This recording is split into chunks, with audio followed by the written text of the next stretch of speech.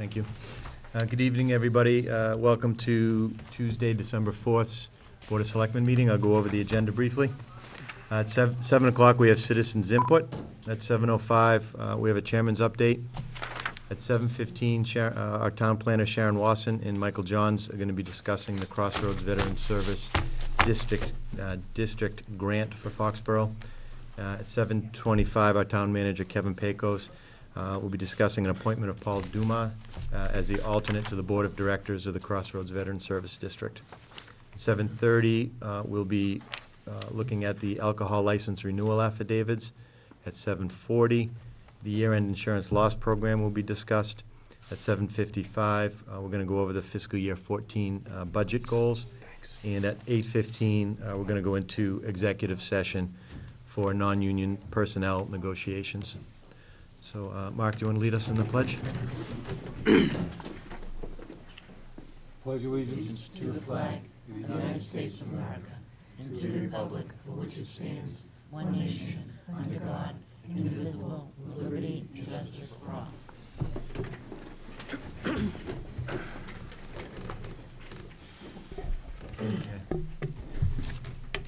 I forgot to mention, we also have a bunch of action items to follow the agenda items as well. So under citizens input, is there anybody that would like to speak? Seeing nobody. Chairman's update. I wanted to talk to you about a topic that is probably one of the most important ones that I've had to deal with since I've been a selectman. Several weeks ago, I started getting phone calls and requests to put something on the selectmen's agenda to deal with the child sexual abuse issue that's going through Foxborough right now, specifically Sheehan, in the investigation. And the request is, should it go on the Board of Selectmen's table as an agenda item so we can deal with it? I was somewhat quiet because I didn't have the details. And then yesterday, it got more of a request and started coming in from state newspapers. So I kind of wanted to explain how I feel where the selectman's role is on this whole thing. And initially, and first and foremost, the investigators and the attorneys are working on this, and they started, and rightfully so, without the input of the Board of Selectmen. It has nothing to do with us, and we're not investigators, so that process is going under the criminal process. The Board of Selectmen have jurisdiction over the police, and we do provide guidance to our town manager to deal with litigation, both against and from the town. Right now, it's not in anybody's best interest for the selectmen to talk about the details, even if we had it. It's an ongoing investigation, and that process will work its way through. One thing I was starting to get aware of, and I'm hearing from people that because it wasn't being talked about, there may be a perception that it's intentionally being quieted or swept under the rug. I wanted to make one thing clear, that absolutely clear, that I will make it a priority for this board, under whatever's under our jurisdiction, to go towards the truth and to go in any direction that we need to go to get to the truth. In general, I've spoken with Superintendent Deb Spinelli, and I've spoken to our Chief Ed O'Leary. I've spoken a little bit to our town manager, our recreation department, our town council, and specifically from our superintendent and our police chief. They are turning over whatever rock and whatever file cabinet they need to do to get to the truth. And the reason they need the truth is to help the victims that have been affected. They were our residents, and many of them still live here. And two, so it doesn't happen again to the kids that are here today. If somebody wants to reach out, you're certainly welcome to reach out to the selectmen, but I would first suggest go strictly to the police. Chief O'Leary suggested going to our police officer, Tim O'Leary, who's dealing directly with this. He's very in tune to the Florida issue and to helping the victims here. Secondly, the YMCA is working with the town to present and educate the public in the prevention of sexual abuse of children. They've had one, and I think they have one Thursday night at the Ahern School. Yep. So if you're interested, if you want to come and listen or participate, please reach out to the YMCA, and they can sign you up and give you the details. I do want to read, I put a statement together, and this is a statement that I gave to the press today. and mostly because I was afraid that if we were quiet, it would be that people would get the wrong perception. So what I told the press today is I see absolutely no benefit whatsoever in putting up roadblocks in determining what happened back then to our kids. Victims simply did not get the respect they deserved during those days, and I will do everything that I can as a selectman to make sure that it does not happen to them again as adults by covering up anything or being less than completely helpful. If our community failed a child back then, the worst thing that we can do now is not to address it openly, to get the questions answered. This is somewhat early in the process, and I know few details. However, if the flag that the selectmen have to wave high says, if you are a predator in our community, we will make it as difficult and as miserable as possible for you to exist here or anywhere, then that is what I want to do. Step one starts with getting to the truth, and there's no other way, in my opinion. I am confident that our town and our leaders will do the right thing, and there's nothing I've seen so far in the contrary to that notion. So I hope it's very clear that the town is in front of this. We will continue to be in front of it as much as we can. And please, if there's anything that you know or you want to get involved, just go to the police, and they can pick it up from there. So, thank you. So we're a few minutes early on the Sharon, not here yet. I don't think she's coming tonight. Does someone want to talk about the? Mike Johns is here. Oh, I'm sorry, I didn't see that, Mike. There you go. She's not able to be here, but I was one of the ones that worked on this with her. Mike must be going undercover because he's got the beard going. That's why I didn't recognize That him. took me a minute, too. Hunting season, I was a little worried for him, but This is the really, really ugly Sharon. Go ahead, Mike, if you want to just introduce yourself to the people that might not know you. Sure. Mike Johns, Deputy Director of the Crossroads Veteran Services District. Last year, we put in for a grant to get this district started with some facilities, some communication, computers, et cetera. Foxborough took the lead on doing the actual formation documents. Another town took the lead on doing the innovation grant. We didn't get it. So this year, it was Foxborough's turn to take the lead on getting the grant, so we're going to get it. It's about $191,000 if it's managed well. It's renewable for a second year, and it's called Community Innovation Challenge Grant, and it is technology-based through the state, and it is looking for innovative services through regionalization of district. So we fall right in there. The stuff we're asking for was going to help the 3 VSOs serving the 4 communities to communicate through telephone services that are going to be on the go. So wherever we are in the district, we're going to be able to provide services. Also connected computer services that are going to be on the fly with cloud storage and memory that we all share. So 3 VSOs, 4 communities, all connected. And that's what this grant's about, to move us forward to that next step. And I think we're in a good position to apply for this. The 4 district board members have all signed. They've given their nod and signed this. But the state has says that even though this is a 4-town district, they want 1 town to take the lead and a board of selectmen to sign it. So that's what this step is. Thank you, Mike. Any questions from the board? Comments? We did a fantastic job on this. This is Sharon's work. Sharon I did a assisted great her. job, once again. I mean, she's great at writing the grants. The only thing that I'm afraid of is, you probably got the email today, is the governor's asking for budget cuts, and just before I got here tonight, I got another email that, it's specifically mentioning veteran services as well as regionalization, things going for grants for those things. So maybe, if we can reach out to our legislators to say, don't let him do this, don't let him cut this, the things that he's looking to cut, so, but I support it, absolutely. I'm just, a little nervous. Timing is everything, and that's what happens sometimes, but. If I may, Mr. Chairman, Linda, one comment about that. The state and specifically Department of Veteran Services has given the nod to appropriately formed veteran services districts if they're approved through the state. And the structure that has been laid out for this particular district with 4 towns, with town halls all within about 12 miles of each other, I mean, we're geographically, we're set up in a good position. We've got 3 strong VSOs. I think we're, at least the structure, not so much the efficiency and workings as of yet, but the structures laid out so far is starting to be used as a model.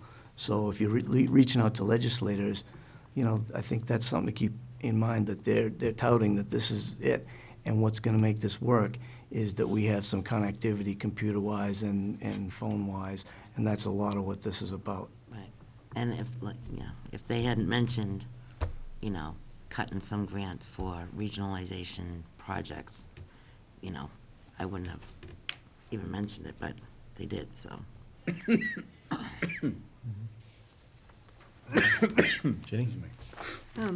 When I was reading through it, this is for basically one-time costs for things. It's great. The $191,000, is it like for one-time? It's mostly one-time cost. The one thing you'll see is some support services, but the one-time costs are the setting up of, like I said, the computers, the cloud storage. There is also some project management, because right now we are absolutely deluged in work. We're buried. So to get this going, part of that grant asked for a project manager. That's a one-time, that'll go away after we're in motion. Things like that. Most of it is one-time. There's a little bit of ongoing, and as I said, if we get this and it's managed correctly on a month-to-month basis, this pays out ahead of. So to start off, we get a month's or a quarter's pay, and then we prove that we've managed it well, and then we move into next quarter and so forth. If we manage that well through the first year, it is a renewable grant. But mostly one time, yes, not entirely. Yeah, okay. Just reading through this and seeing the improvement in services that have come about as a result of the consolidation or the regionalization efforts to date is very impressive. And, you know, barring cuts, I think this is a great application and really would stand out. So thanks for the work on it. Appreciate it. You're welcome. And again, And the thanks credit Sharon goes to also. Sharon. Yeah. Yeah. Look forward to signing it. Yeah. Thank you very much. Thanks to Sharon and you, and also Heath Hobson is this assistant? Heath had a big hand in this, as did Bob Siteman, who's still in recovery. Yep, perfect. Very good, very positive. Pleasure of the board. So motion to endorse the application for the Community Innovation Challenge Grant for the Crossroads Veteran Services. Okay, motion made, seconded. Second. Any more discussion? All those in favor? Right. Motion carries 5-0. Thank you, John, appreciate it. Is there, Fine. before you leave, is there I couldn't find a signature page in here for the board. Is there one there? Yeah, I No. couldn't find it. No, it's just the, Is it in the action folder? Just has, yeah. I'll go get your signature page and bring it right back. Okay. I thought that was gonna be included. I'll be right Is back. there a signature folder, Jim? no, No? I There's a didn't see folder, it. but hold on, Mike. Yeah, I thought one of them was supposed to have a signature page. There it is. We're all set. Is it Why don't page we sign 9? it right now, hand right to him? Well, that's what I was gonna suggest, because we're on a very tight timetable, so I was gonna ask the board if you'd sign it, give you I'll right take now. it and, Yeah. yeah. Beautiful. And we did actually already send this to the There's state. 3 copies I They think have we it have to because it was due the 30th. We've sent it, and they understand that it was going for a vote and signature tonight. So we have made the deadline. We got one in the packet. Do we need to sign 3? No, there's Just- not 3 here, there's just one. Just one. Just one, okay. just going by Sandra, do what she says. I You want 3? find that as a rule that's worthy of obeying. Yeah, Personally. oh, absolutely.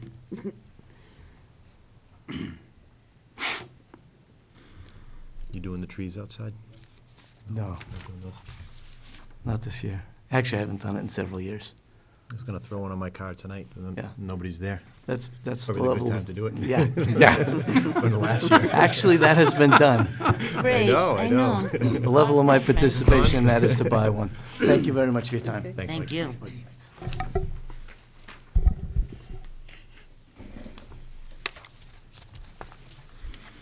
Hey, Mike, you might want to,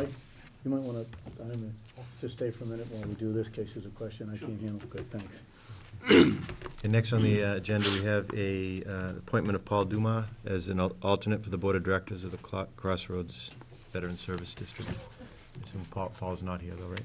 No, as the board's aware, our primary delegate has been a bit under the weather lately, and probably will have to need some assistance from an alternate. Now, we don't have any agreement, there really isn't a provision for that, but we check with the other communities and they understand the circumstances.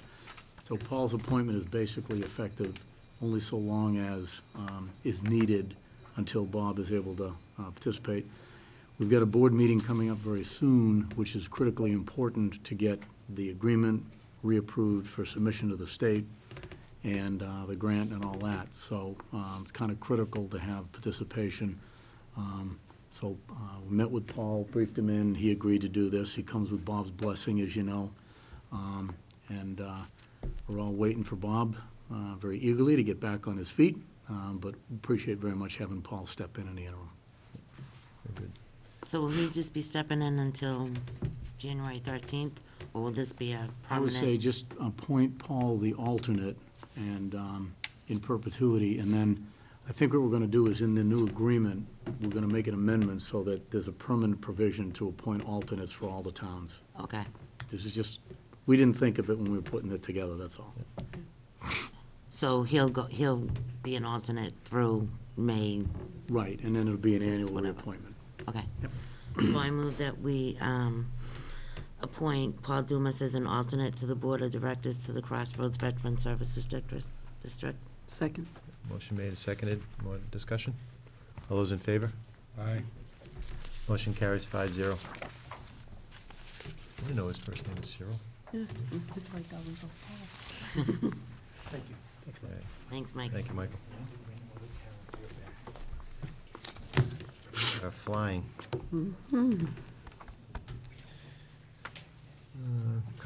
Few minutes early, but you want to go over the alcohol license renewal, or you want to do some action items Well, to catch up? Why don't do we that. just do that? Go through it? Yeah.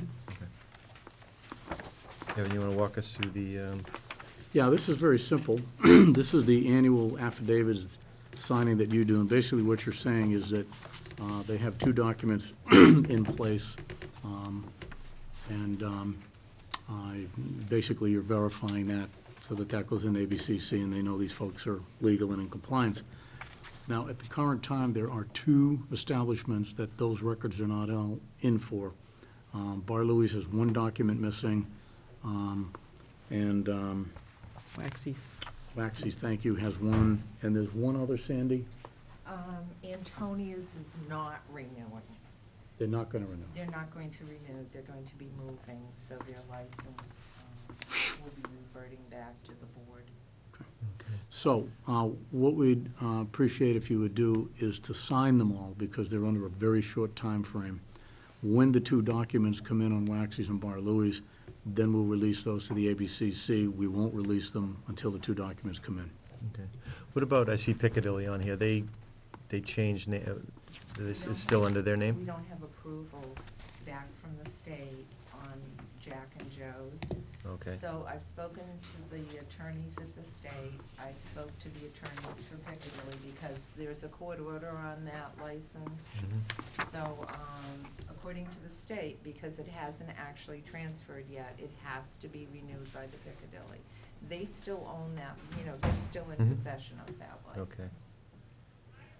And the only other question I have is, I forget the name, the restaurant that just moved. Asian Ginger. Yeah, they haven't got their state They approval do yet, not, they have no license as of yet.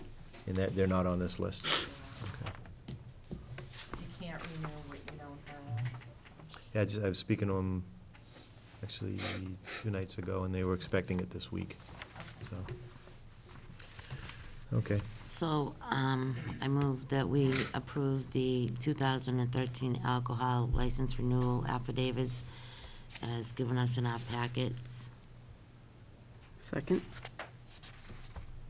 Motion made, seconded, and under discussion, which was given to us in our packets, but exclude. Well, I think he said for us to, They're because on- of the time period, just But to, we can't, in our packet, we've got Piccadilly, which we can't approve. You have to renew. We have to renew it, renew yes, it. so they can Okay, okay. transfer. Till the transfer comes in, and Okay, then fair that'll enough. get taken care of. I wasn't listening.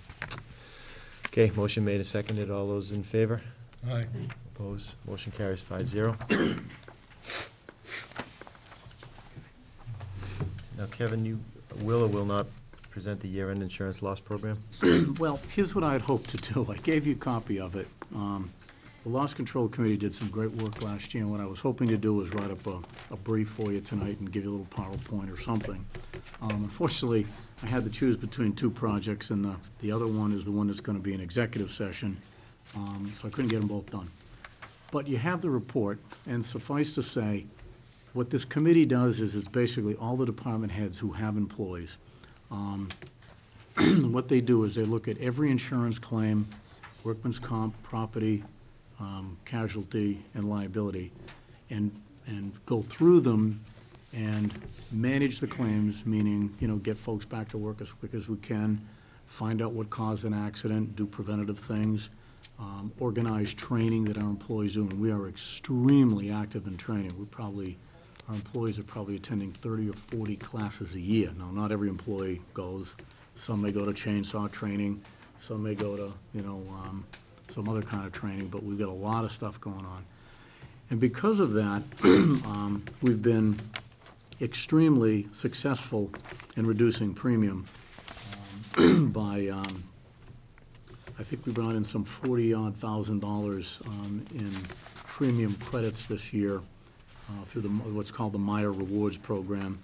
We've also been very successful in reducing the claims experience in the various lines. And as you notice, the loss ratio on the back chart is the ratio of claims dollars paid out to paid premium that we pay the insurance company. So for property casualty, you notice that in fiscal '08 it was 41. In fiscal '09, we had a bit of a train wreck of a year, 110. In fiscal '10, it was 10%, 11, 10%, in fiscal 12, 21. So those 3 years, 10, 10, and 21, are the most recent years that get used to calculate our premium. So what we can expect is in the area of property casualty, we should do very well with our premium next year, and in fact, probably get a substantial reduction. That is really an outstanding record. A 60%, 60% loss ratio is considered industry standard. So a 10-21 is extraordinarily good. I'm not going to tell you that we'll continue with that level of success because that really is really extraordinary. But if we can keep it, under 25%, we're doing a really tremendous job. In the area of workers' comp, again, it's a pretty good record. '08, it was 44%. '09, it was 108%. I don't know what happened, but both '09 seemed to have been a train wreck of the year in all lines of insurance for some reason. But fiscal '10, 23%. Now, that's the year we started the loss control program. 11, 32%, and 12, 27. Now, these are moving numbers because as claims mature and dollars get paid out, ratios can go up or down. So these are the ratios as of a moment in time, and that moment was as of June 30th of this year. In the area of workers' comp, good loss ratios are even more important because they affect something called the experience modification factor. And all that is the insurance industry has an expectation of what we're going to have for claims. So we're a government. So for a government entity, they have a profile of what we expect, and it's all done by actuaries. An experience modification factor of 1.0 means you have a claims record of 60%. Since our claims record is much better, our mod, as it's known, will be reduced. And what they do is they take the standard premium that we should pay, multiply it by the mod. So if the mod is 1.0, we're doing average work, then we pay exactly what premium should be paid. but the mod can go as low as 0.6 or as high as 1.5. So if you're having poor claims, you can pay 50% more than what you should pay, or as much as 40% less than what you would be rated. Loss ratios of 23, 32, and 27 are going to result in a reduction in our mod factor, and we're going to save a substantial amount of money in premium on July 1 of next year. So that is the distilled version of this giant memo. And kudos to the people whose names you see on here. Superintendent of Schools, Bill Yukna, Chief O'Leary, Chief Hatfield, Deputy Chief Bagley, Assistant Accountant Jody Cuneo, Vicki Lowe, COA Director, Health Director Pauline Clifford, DPW Director Roger Hill, Town Engineer Bob Swanson, Library Director Jerry Cirillo, Sandy in our own office. And those are the people that sit on the committee and have done all this great work. So I wanted the board to be aware of that, and probably more importantly, the public to be aware of it as well. It's unseen work. It's very quiet. Nobody ever sees those committee meetings, but they're doing a heck of a job, and so far, they are really hitting it out of the park. So I should appreciate knowing all that. And hopefully, through the good officers of the press, they will highlight that and let the taxpayers know that there's a lot of good work going on in their behalf. So the Thank you, Kevin. $120,000 is the actual reduction as a result of that calculation and the good, Yeah, that's the combination of all the different things we did that piled up to a pretty impressive savings. And that's the difference. Think of it in terms of that's what we would have paid were it not for the combination of all these various things. That's early payment credits. That's the credits that we get for the training that we do with the employees, the loss control work. It's a combination of all those things, and 120 grand is not a bad record of accomplishment, that's for sure. And I'd be happy to answer any questions. I know it's a lot of technical stuff, but like I say, I just gave you the quick distilled version of it. Well, the reason why 2009 was so bad is that was the year Jimmy got elected. Oh, yeah, that did have a cataclysmic effect here. I forgot about that. I'm not even gonna comment on that. Kevin, there was one paragraph in here that says, however, in fiscal year 12, net incurred losses jumped to 75,300, yielding a loss ratio of 21. While this is unfortunate, it must be viewed in context. In Yeah, that's context to what? about 90% of that is two claims. We had a broken ankle and a broken leg. And unfortunately, the broken leg occurred 2 days before the end of the fiscal year. And it involved a school teacher who was playing in a, you know how the schools at the end of the year have recreation activities involving the parents and the kids and all that. Field And day. one of the teachers had an unfortunate accident and suffered a broken leg. That's a very, very expensive claim, obviously, and that was a big, big piece of this. The other was a DPW worker who stepped in a hole, rolled his ankle, and broke it. Now, we probably haven't had 2 fractures in 10 years, and we had 2 in 1 year. So that is the context in which you look at this, because absent those 2 very unusual accidents, and neither one involved either employee doing anything odd or unusual or in any way abnormal, but absent those 2, we would have had a year in the single digits, the loss ratio. So we're hoping for a much better year. The insurance industry is a lot more interested in the total number of claims you have, known as frequency, than they are in the total dollars paid out, known as severity. So the reduction in claims that you saw in those charts, which is, we cut it by almost 50%, that is something that really affects that modification, experience modification factor far more. When they look at those big claims, you know, a single claim with a lot of dollars, it doesn't hurt you in the rating formula very much, but frequency hurts you a lot. The logic is 1 in every 6 claims is going to be a big one. And so if you're reducing claims, the logic is statistically, over time, you're going to have small losses, even though you might have 1 or 2 bad ones in a freak year. So that's the real news. And you notice that comp claims in fiscal 11 were 42, and in fiscal 12, we cut it exactly a little better than half, down to 20. So that's the real big piece of news. Then on the next page, it says, in fiscal year 12, there were 2 claims filed but no payments. And we already have 2 claims filed for the fiscal year 13. Where are you there, Jim? Going to page 3, halfway down, it says, in fiscal year 12, there were 2 claims filed but no payments made. Yeah, the claims put in, but we don't have any indication yet as of the writing of this report. Remember, this is being written in October, so at that time, a couple of claims had gone in for fiscal 12, but we didn't have any indication yet what they were gonna pay. Those were liability claims? Yeah. One of those liability claims was in fact closed out with a 0, and the other one is, I have to look that one up to be sure, but I think that also was closed out as a 0. However, in 13, we've got the civil rights claim, which is a mega claim. Yep. So on the liability side, we'll see what happens on that claim, but that could end up as also a 0, or it could end up being a big blockbuster. We don't know yet. Okay. Thank you. Anyone else? Okay, thank you, Kevin, and thank you for everyone that worked on this. It's impressive. Okay, talk about our fiscal year 14 budget goals. Well, this is fairly simple. This was just to ask the board, I know last week I kind of asked you if there was any particular guidelines for the budget. I'm well into it at this point. The schedule calls for it to be done in January.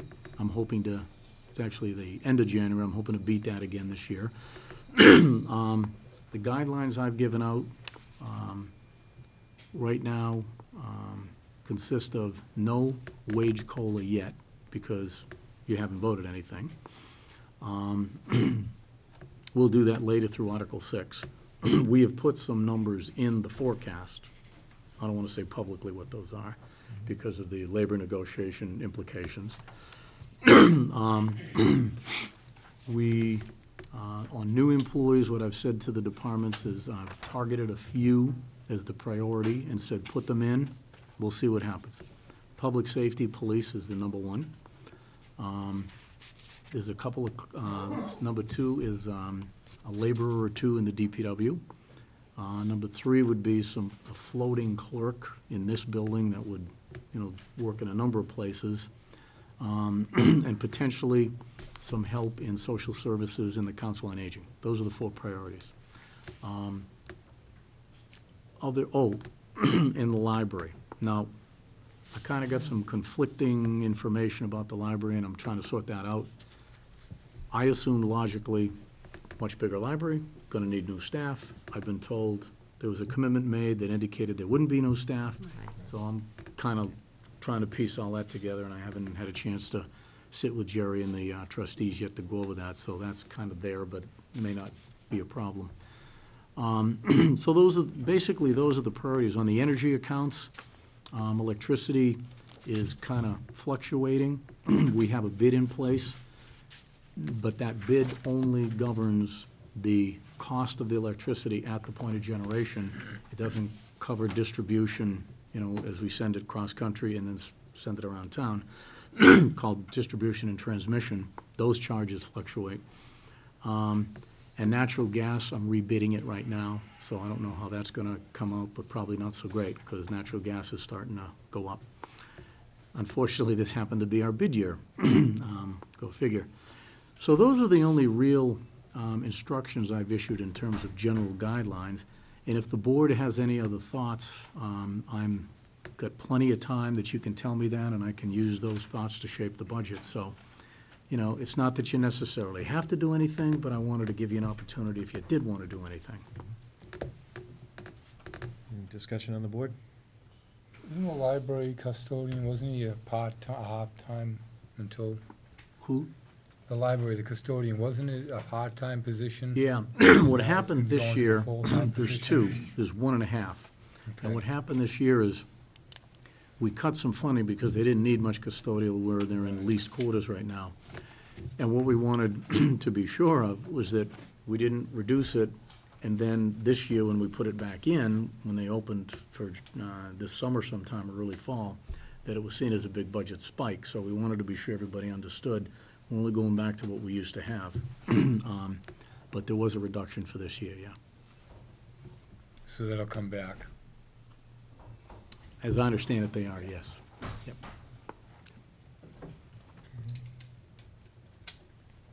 The public safety positions, what are those?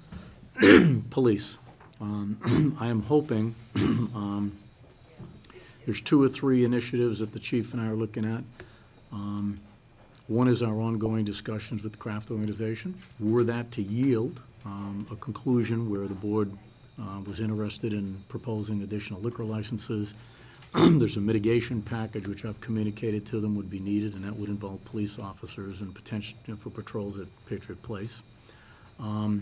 There's the very strong possibility I may propose a reorganization of the police department involving some restructuring of the officer corps, and that could have implication with some substantial savings, which could translate into extra police officers, trading management for troops.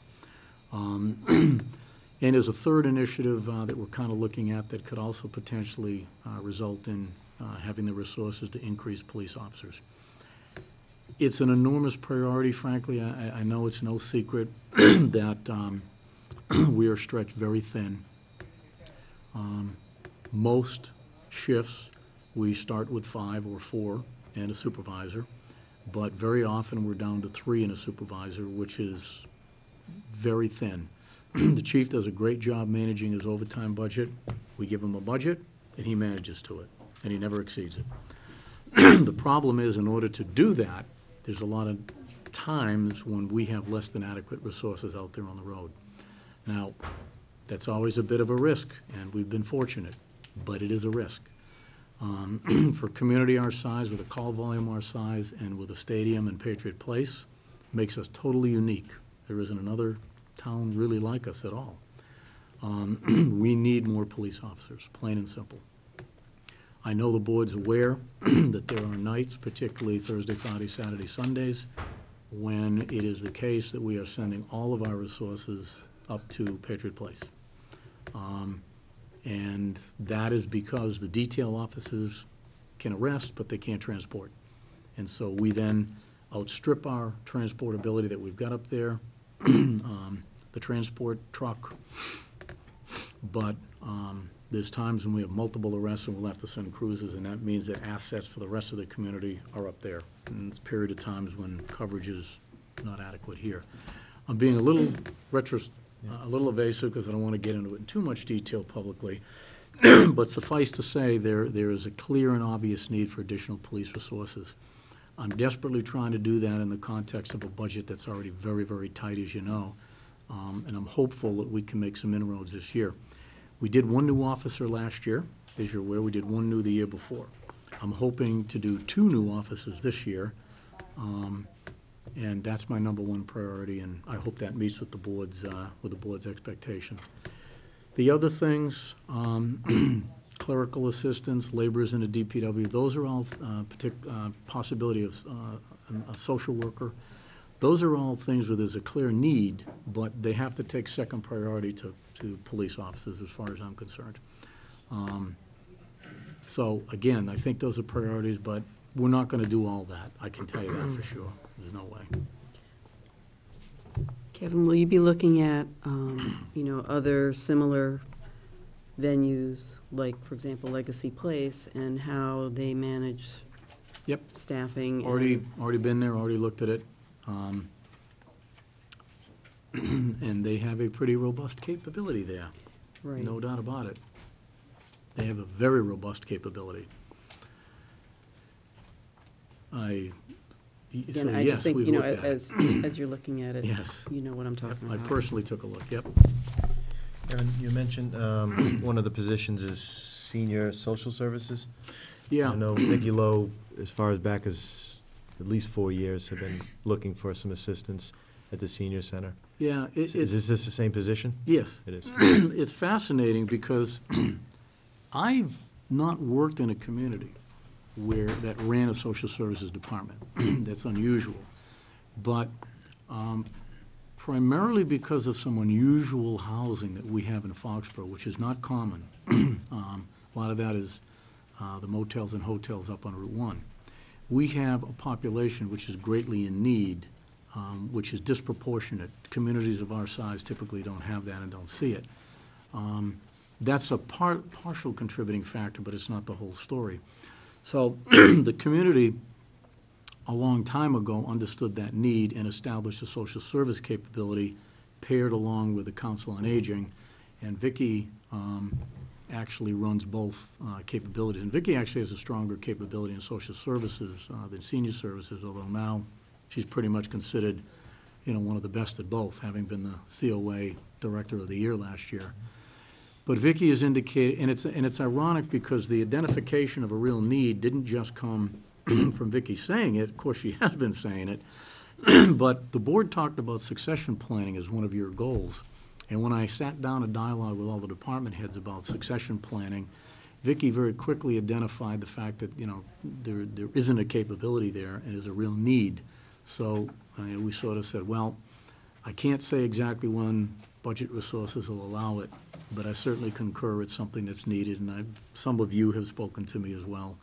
So it's an area that we're going to have to make some improvement in. If we can't do it next year, I would anticipate in the next year or two, hopefully we'll make a move. But definitely got to be a priority. Did you have, did town meeting approve an assistant for Randy Scollins last year? Yeah, budget And was- analyst. And was that, was that filled? It hasn't, we've done 2 advertisements. Okay. The first advertisement did not yield a candidate that we were comfortable putting in the position. Advertised it again, and we're actually right in the middle of taking resumes right now and doing interviews. So I'm hoping to have it filled rough and tough around the first of the year, mid-January. Okay, so that's not part of the few new employees, that's No. considered that's an old already funded. employee? Yep. Okay. Just the DPW, we're looking for how many positions there? Well, what am I looking for? What's the director looking for? I think the director's probably looking for 2 or 3 laborers. He's looking for the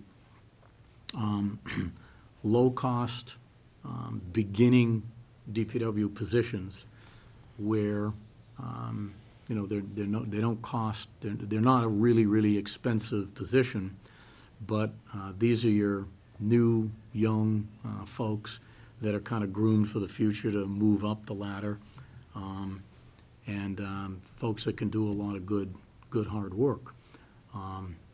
So, I agree with Roger. The town in the past hasn't had laborers. We've had pretty much nothing but light equipment operators on up, and we haven't had those young, good, strong backs, to do a lot of the manual work that every DPW has to do.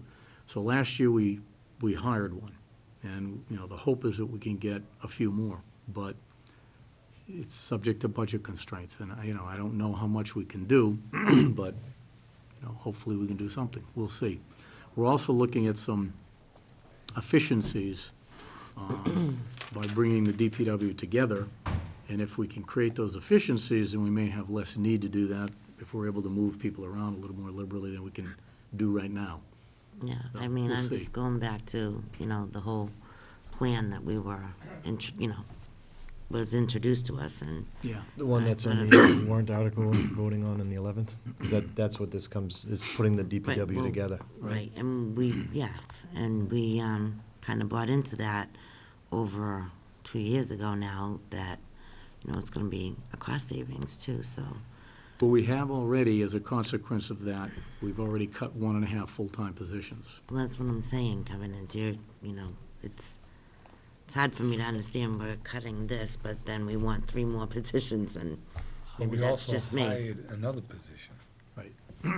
So that makes that evens things out, Mark, or? No, Right. it basically, no, that position wasn't supposed to really take an effect, and then it did, so I think that's why the laborers got squashed a year back. So, like I said, I think the board gave Kevin the direction of public safety. If I'm incorrect, tell me that public safety was our major concern right now. I think that's what we had told Kevin.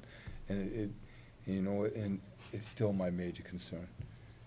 And, Yeah, I think, I mean, public safety on this side, but Yeah. taking the water, the sewer, the roads, tree and park, putting them together under DPW, it was under the auspices that we were gonna get more efficiency, whether it's Right. less people or more efficiency by doing more things with the same amount of people. And I agree, but I think I think you're starting to see that now. I think by getting it all together and the work in progress, now it's in a position where I think the next fiscal year, you're really gonna see that efficiency.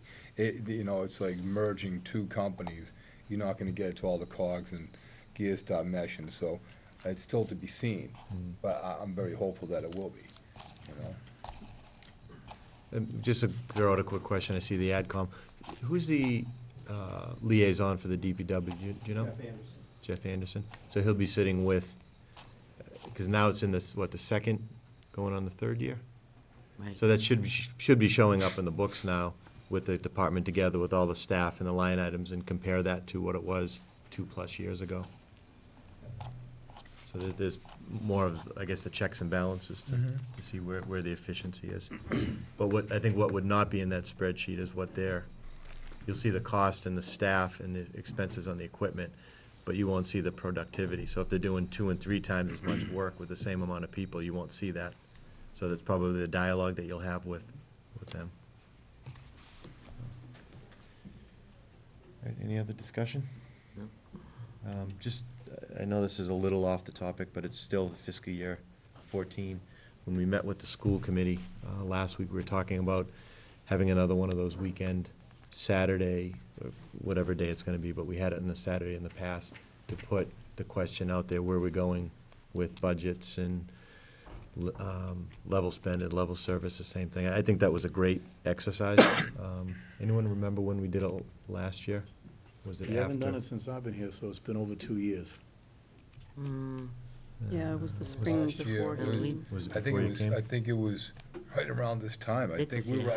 all selling Christmas trees with the scouts, and you guys were having your meeting. When Yeah, did- I think Larry was involved with that. Larry was, yeah, so it's probably right before you came. Right. But I thought that was terrific, once we got through the posturing of, budgets first, putting names and faces to it, it was a little touchy at the beginning. But I thought we got some good input from the advisory committee, from the school department, and from the selectmen. Yep, and then I'd love to have that again in the spring, if we Public, could do yep. that. So, it's important. What month do you think you'd be looking to do something like this? I would say February right, would be a good month, Jim. What do you February? think? February? I was thinking we did it right after not to say the elections, but right after the May, and we got through that. I thought there was a benefit for doing it at that time. Well, it'll definitely give me a benefit, because things can change. Will stay the same. So, yeah, I didn't think about the election season either, so. I think 'cause it was a fresh start of that, not the fiscal year, but at least we call it the political year or something, that we could put everything together and have that discussion. I thought we had done it in March. Did we do it in I March? thought it was before you guys. It Was was it March? It was before, Because we were talking about that preparation, that budget that was actually being prepared at that time. It was the final coming together of what the Before May. numbers were gonna be. You selling Christmas trees in March? No, it must have been on like, sale. Might have Maybe it was a Those were car Festivus- wash. Could have been a Festivus car wash. trees. could have been a car wash, is It was probably a exactly car right, I wash. know. I spend way too much time out there as much as I do in here, but But they are selling Christmas trees right now, so make sure you come up and get your it's trees. kind of a, I know. what do they call it? a So, yeah, plug? I think we should do it. Maybe talk to the advisory committee and find out Yeah. what they think is best, but I assume you'd be receptive for that, Oh, yeah, yeah? absolutely. More than receptive? Yeah, oh, couldn't wait. Right, because, I look forward to it. right, by then we'll Yeah, have we- more definite we might revenue get figures. What's up? We'd have more definite revenue figures by then. Yeah, you don't get House 1 local aid proposal till February 1st, rough and tough. That usually sets the floor. We get at least that. I don't ever remember getting cut below House 1. So anytime after House 1, the last big component generally comes in on the budget. So after that, we usually have a good, clear story to tell the public. Okay. Anytime after that should be good. All right, so we'll pencil it in and shoot for that time. Okay, anything else on the regular agenda? We'll go into some action items. First one is the meeting minutes from November 13th. I move that we accept the minutes from November 13th. Second? Any more discussions or comments? All those in favor? Aye. Motion carries to accept the 13th. And the 20th? I move that we accept the minutes from November 20th. Second? I'm assuming you're all reading these, right? Yes. That's why I feel confident I didn't saying see that. anything, but I said I it can't have be no just me. idea. You can read them all you want, but it's usually Linda and Lorraine that No, there find was it. just on page 6, it said Miss Brew fees, and I think it should be fails. Yeah, that's, I did see that, but. I didn't catch that. Motion, was there a motion made? Sounds like you I were thought you were paying you were for taking something. money. amended. Collecting money. Motion made, seconded. Second? Second by Lorraine. All those in favor? All right. And we also have, a little cheat sheet go here. Smurl's first and goal. Renewal appointment for a 3-year term expiring on December 14th of 2015 for John Hazeldine and Rosemary Smith for the appointment for the Agricultural Commission. So moved. Second, Motion made and seconded. Further discussion? appreciation. With tremendous appreciation. All those in favor? Aye. Motion carries 5-0. Request for one-day all alcohol licenses for possible Patriots games in 2013, and that's the Fred Smurlis first and goal application. And that's Enough not, said. These are held in the office until we know if there is gonna be There one is. or more home Don't games. jinx Well, we know anything. right now there's gonna be a playoff. I know, but We don't know yet if it's gonna be here or not. So, So we can approve it and hold. right. well, it's my understanding that there will be, because they won the division, so they would host a wild card game. And Yeah, you know what, you're yeah, right. there's four winners of the division. the Two get the division. bye, That's right. two get the home wild card So at game. least So we no know matter there what, is we're getting one. Right, we're one. getting one home game at least, yeah. Either that or I don't know football. Will be anymore. one. And we know Houston is gonna lose, so. we should Okay, have so the we don't second. talk about this anymore, I'm telling you right now. If you go Alright, back to motion. some of these Is there a motion? meetings in late December, Come on, it's gonna be such a short meeting, we gotta talk about something. I can give you Talk tons of about that shirt subjects. you're wearing. Wow. Motion made. Second? Feel vindicated from the earlier one. Motion made and seconded. More discussion? All those in favor? Motion carries 5-0. Wow. It gets better, we're gonna pick on you and your tie Yeah, next, man. Kevin. We get hit with the pink tie comment soon. I just did. This is a request for an 11 a.m. opening on Saturdays and Sundays in 213 from Anastasia Tumbanos, that's the Lakeview Pavilion. This is what we do every year for them because of their situation. So I move that we approve the request for 11 a.m. openings Saturdays and Sundays for the year of 2013 to Lakeview Pavilion. Second? Motion made, seconded. More discussion? All those in favor? Aye. Motion carries. And the last action item, we received a letter from the Walpole Board of Selectmen. If you've read it, it's a request for us to send a letter to our legislative delegation seeking support to pass legislation that would delay the effect date of the Question 3, which we all know is the medical marijuana law. So basically what Walpole is saying in the letter is they do not have time to look at it from a perspective of addressing it per zoning, when these stores come in, where they're gonna be located, how is it gonna be controlled. So they're asking us to support it by sending a letter to the state. Any discussion on that? Isn't that like putting the cart before the, I Well- mean, that's my thing, and I don't get it. I mean, I totally understand, I don't need a big, I do understand it. What I'm saying is that it's almost like you're putting the cart before Horse? the horse. And, isn't it something that ZBA, the planning board would be looking at zoning changes? I think, and not to be critical of anyone, but I think there's some concern about control of marijuana use and who would be at these clinics and things like that. And I'm not sure that's really founded, because the Department of Public Health is putting out some stringent regulations about this, obviously. And in other states where it's allowed, it's very tightly controlled for obvious reasons. So I'm not exactly sure what the fear is here. And so I would honestly recommend to you that unless somebody can articulate something specific, I think sending a letter and just sort of carte blanche saying, don't implement it against the overwhelming will of the voters Right. is not, it's kind of flying in the face of the voters. It's just not right. Yeah, They and I approve- know, Well, in our it's- town, it won by 2,000 votes, so. Yeah, and by the way, I don't think the legislature important. has any intention of delaying this, other than to get regulations promulgated concerning the regulation, but I agree with you. I don't know what the issue I don't is. think we should, yeah, They're unless only they, talking, I think, 6 clinics statewide. right, And so, it's not like there's gonna be a clinic at the 7-Eleven and one up the, Yeah. we'd be lucky if there's one in the region, right. It's just, they're not gonna be, they're going to be very isolated, strictly controlled in appropriate locations. Yeah. And I don't believe we can zone, I don't think We you don't can even have- effectively Counties in zone. Massachusetts? 6. So there you go. There's gonna be one each county. There's You're gonna allow 6 districts and there's 6 clinics, and that's it.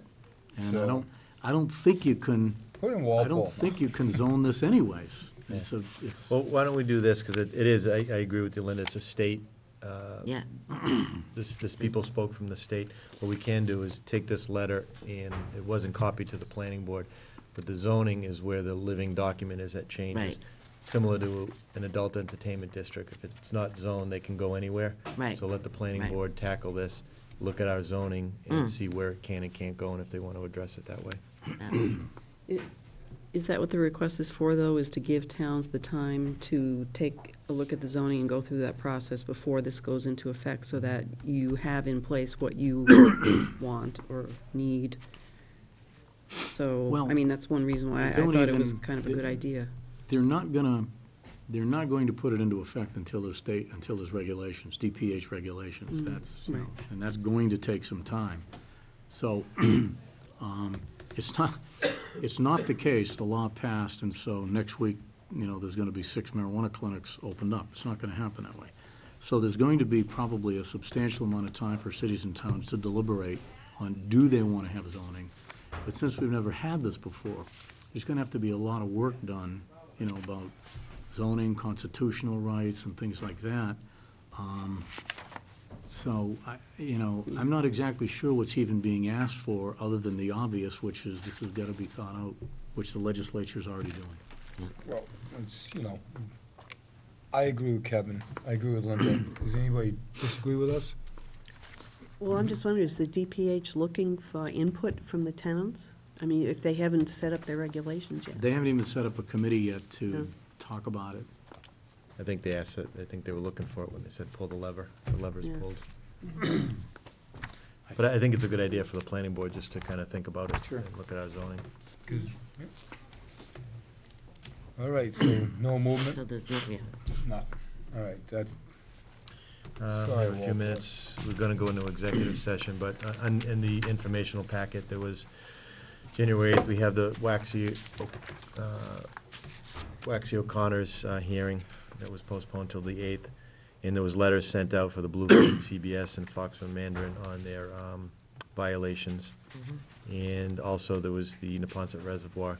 There was an extension for the Yep. review process for that last phase. So that's in our packet as well. By the way, Ginny brought to my attention that Waxy's letter had a typo in it, 2012 instead of 2013.